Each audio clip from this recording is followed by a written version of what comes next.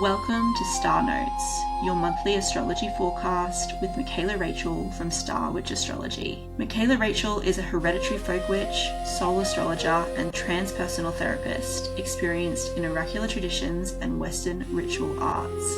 In these episodes, we explore the major transits, energetic trends, and cosmic shifts shaping the month ahead, and offer easy, practical ways to work with these energies in your everyday life.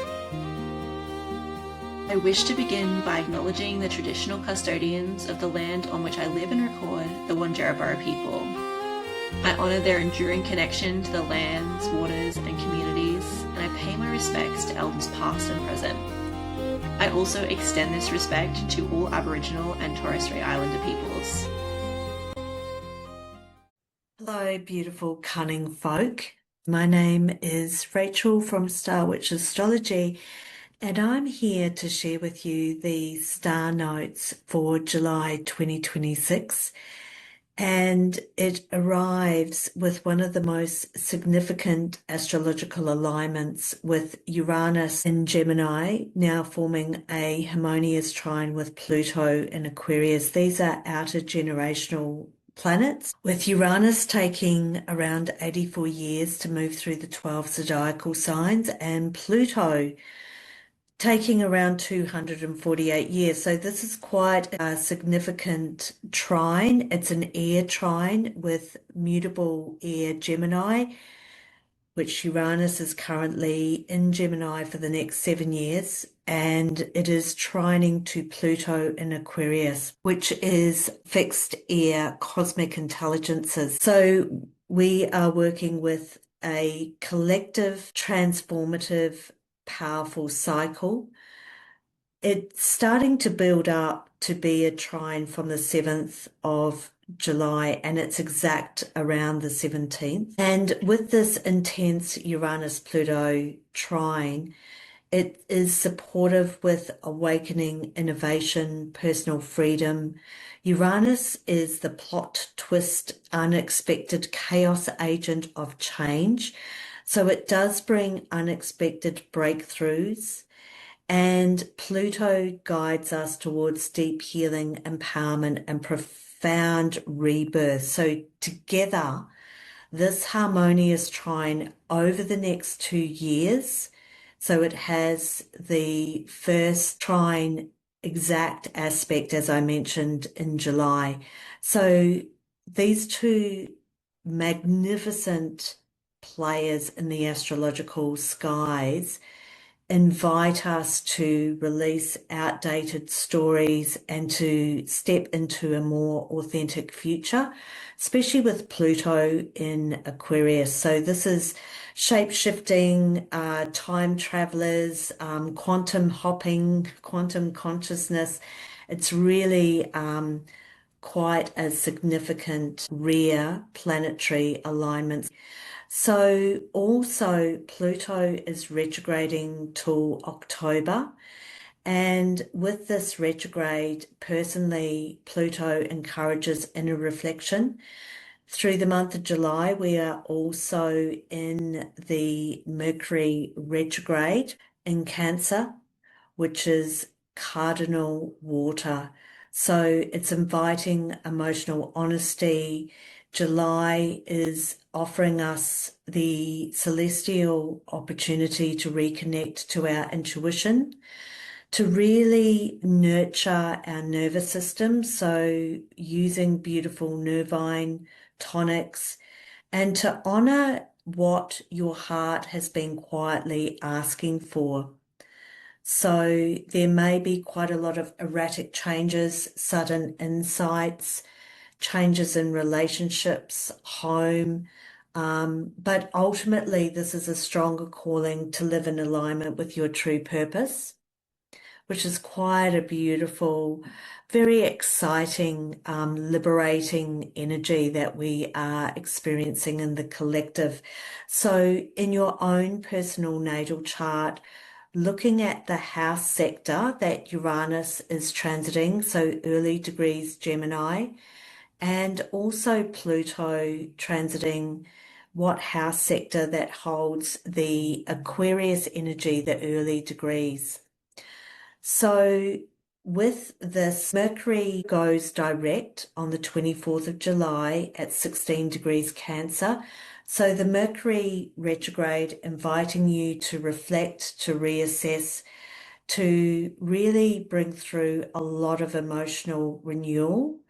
Because the lunations in July, we have the new moon on the 14th of July. This is Australian Eastern Standard Time, 7:43 p.m. in the evening. The dark moon, the new moon lunation, is 21 degrees Cancer, with Mercury, the planet of communication, retrograding. So Mercury retrograde. Mercury is the psychopomp and guardian of the souls. In Cancer, this is psychic, intuitive, transformative healing within the home, and the ancestral healing, the deep emotional waters of dreaming. We have the energies of this new moon aligning with the Uranus-Pluto trine. Mars is also in conjunction with Uranus in Gemini, trining up to Pluto in Aquarius with the feminine asteroid Juno. And Juno governs relationships and partnerships in astro mythos.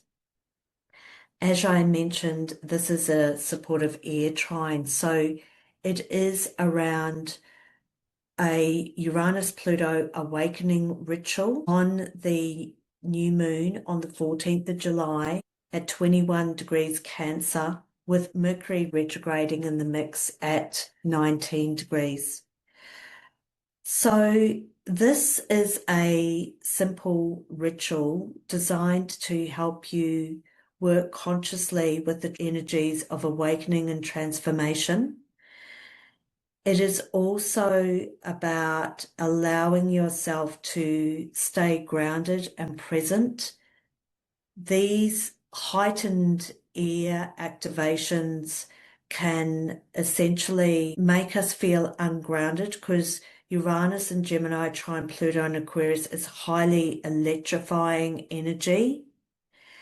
And so what I would suggest to do is having a beautiful candle, a journal and a pen, a small bowl of water, and a clear quartz crystal.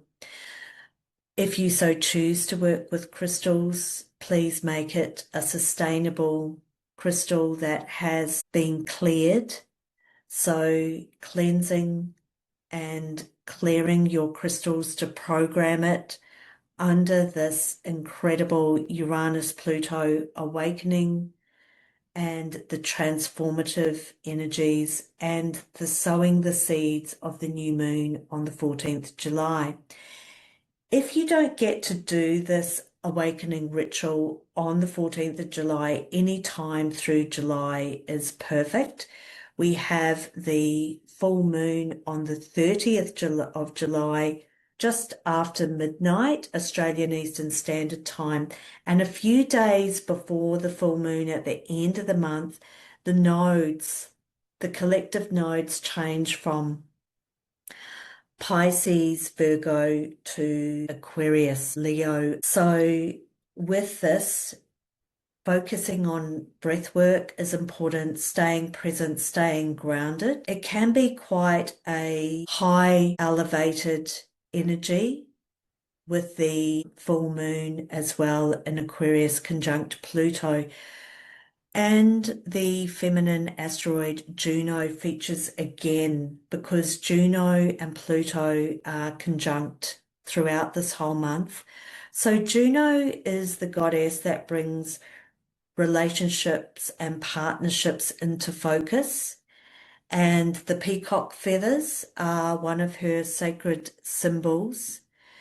This is highly transformative. It's a lunation that brings and shines its light on community, visionary perspectives. So there's a whole change and new perspectives of community. Visioning for the future is strong with the awakening ritual. And it is important to remember that the meaningful transformations that happen personally with your sacred self in your home, with your loved ones and your family, it ricochets out into the collective for collective healing, global awareness and awakening and transformation. So with this is where you create sacred space. You may have a special beeswax candle. You may wish to anoint it with some essential oils or put it in a beautiful bowl. And when you light it, take several slow breaths, grounding breaths, and imagining the roots going deep into the earth and flowing a golden light down from the higher consciousness of the Aquarius heavens, the cosmic intelligences of the cosmic air of the sky temple coming down through a golden light, through your crown, through your head, deep down, anchoring deep into the earth. And with this, you are putting out a strong call or intention of your own choosing. You are an incredible visionary dreamer throughout the month of July and onwards. You may, as a suggestion, wish to call in a life in alignment with your true purpose, your true focus, but this is deeply transformative. And so before we start the vision of the future, we're going to be surrendering and letting go and releasing. So first of all, we're setting sacred space, grounding with your breath, your intentions as above, so below, with the cosmic heavens deep down, sending your roots deep down into the earth and grounding. You may wish to do this outside, under the moonlight, the starlight, or the sunlight. And once you've felt you're grounded, you're anchored, you've arrived, you're connected to your center, which is really important. So this is also about taking time out for sacred self. Life can get incredibly busy. It might be quite overwhelming. So carving out some precious ritual time for sacred self. And with your journal and pen, writing down any fears or situations or habits that you wish to release, or asking the question, what are you being invited to surrender, to release that you've outgrown? What are you holding on to that no longer supports your evolution? And when you've written these beliefs, fears, or habits, what you're releasing onto a piece of paper, tear it up into small pieces and place it in a bowl, the sacred bowl of water, as a symbol of surrender and emotional cleansing with the lunar energy. This is lunar magic, lunar rituals with the blessings. And like I said, you can do it on the new moon on the 14th of July. You can do it on the full moon, any time that you feel intuitively called to work with this. Once you've done your releasing, the next stage or step is to vision the future. And on a fresh page, writing down with clear intentions what you now welcome in. And with this Aquarius full moon on the 30th of July, it's a super powerful full moon lunation to allow yourself to dream beyond limitations. So Uranus encourages really exciting new bold possibilities, while Pluto, the trine to Pluto, supports letting go of the old, the outdated beliefs, and the new transformation.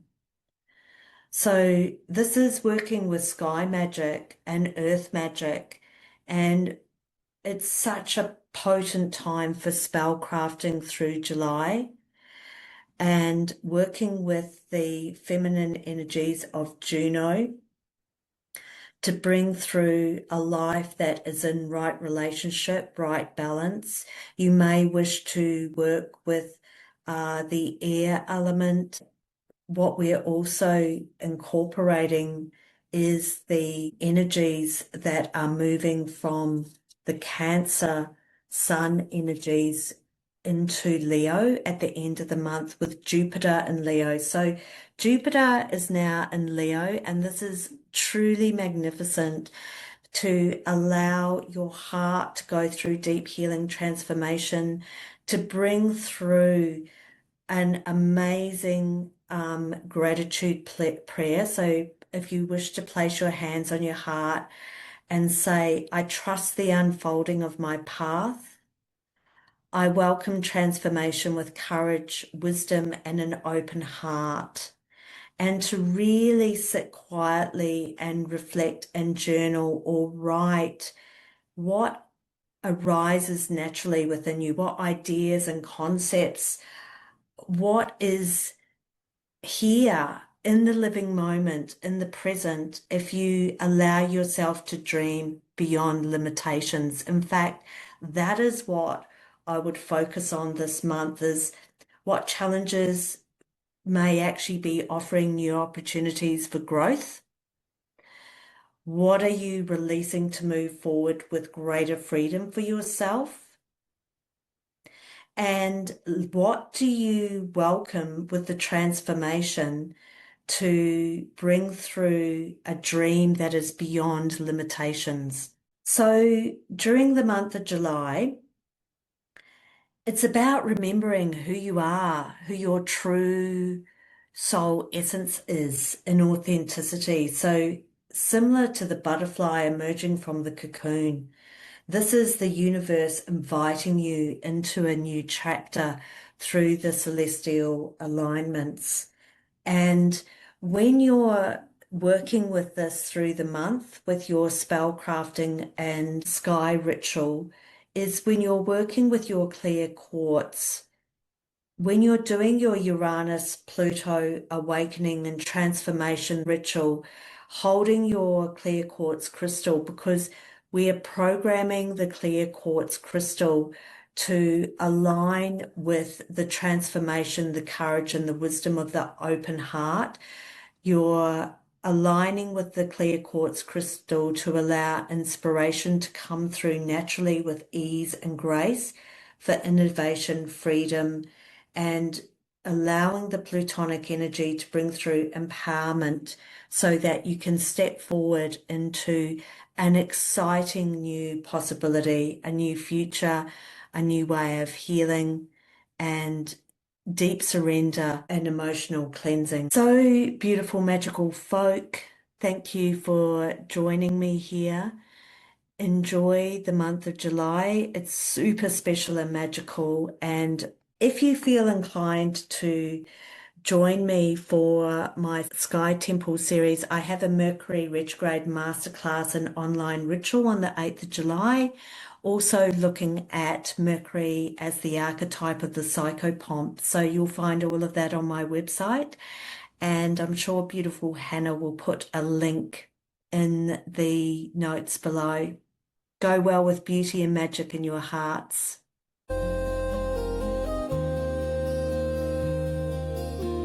Thank you for listening, and I hope you enjoyed today's episode.